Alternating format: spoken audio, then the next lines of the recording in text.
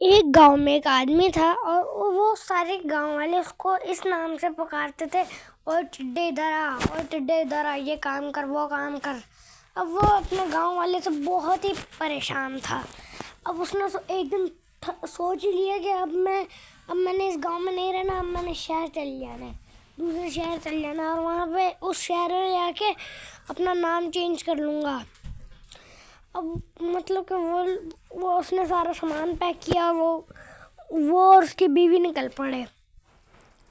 अब वहाँ पे जाते साथ ही उसने अपनी बीवी से कहा कि जाओ तुम राजा के महल से उनकी बेटी का हार चोरी करके लाओ। उसने कहा कि तुम उसका क्या करोगे? उसने बोला मैं उससे पीर साहब बनूंगा। वो लेके आ गई जैसा जैसा करके। अब मतलब कि उसने अपने पास रख लिया, और उसने कहा कि अब तुम कल जाना, और मतलब कि कल सारा उधम मच जाएगा कि राजा की बेटी का हार गुम हो गया। तो तुम जिस टाइम पे उधम मचे ना, उस टाइम पे जाकर तुम कहना है कि मेरा शोहर एक पीर साहब है, तो वो तुम आपके सारे मसले हल कर देगा। उन्होंने बोला चलो बुला लो उसको, देख लेते हैं। अब वो जो टिड्डा था ना, उसने चुपके से पीछे जाके राजा के घर के ऊपर हार फेंक दिया उनकी बेटी का। अब उसने नीचे आ गया, मतलब कि उधर से छत से कूद के वो दरवाजे से आ गया अंदर। उसने कहा कि राजा आपकी बेटी का हार छत के इस कोने के ऊपर पड़ा हुआ है, आप जाके ले ले। आपकी नौकरानी ने ना हार चुराया था, और अब वो आपकी छत के ऊपर पड़ा हुआ है, आप जाके ले ले। अब वो गए ऊपर, उनके सिपाही, पर वहाँ पे ही था हार, तो वहाँ पे ही था। अब मतलब कि राजा ने ऐलान कर दिया, भाई ये असलियत में पीर साहब है, तो जिसने भी कोई तावीज़ लेना हो, कोई मतलब कुछ भी लेना हो ना, तो इनसे ले ले आप।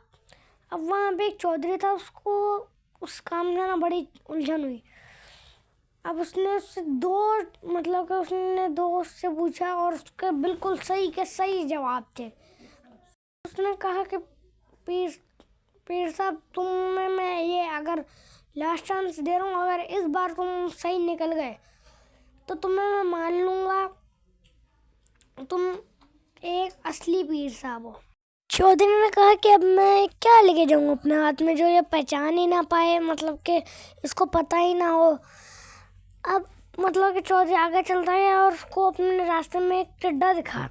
अब वो कूद के जा रहा। पहले चौधरी ने एक बार कोशिश करी, नहीं पकड़ा गया।